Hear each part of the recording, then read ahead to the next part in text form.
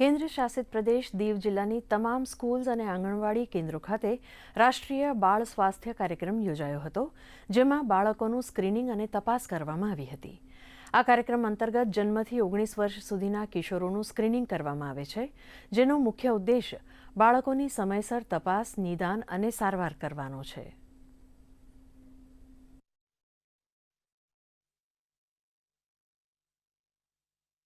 Zero થી 18 વર્ષના બાળકોનું સ્ક્રીનિંગ કરવામાં આવે છે, જેમાં આંગણવાડી દરેકે દરેક આંગણવાડી દીવ ડિસ્ટ્રિક્ટની અને દરેકે દરેક સ્કૂલ, સરકારી સ્કૂલ હોય કે પ્રાઇવેટ, તે દરેક સ્કૂલનું સ્ક્રીનિંગ કરવામાં આવે છે.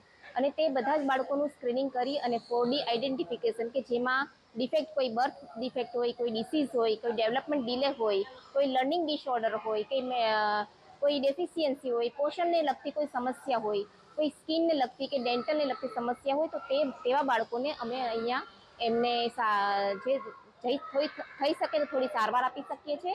અને વધારે પડતું જે તકલીફ હોય તો તેને ડિસ્ટ્રિક્ટ હોસ્પિટલમાં એમને રિફર કરીએ છીએ અને રેફરલ સ્લીપ આપીએ છીએ અને તેનું મેનેજમેન્ટ કરીએ છીએ.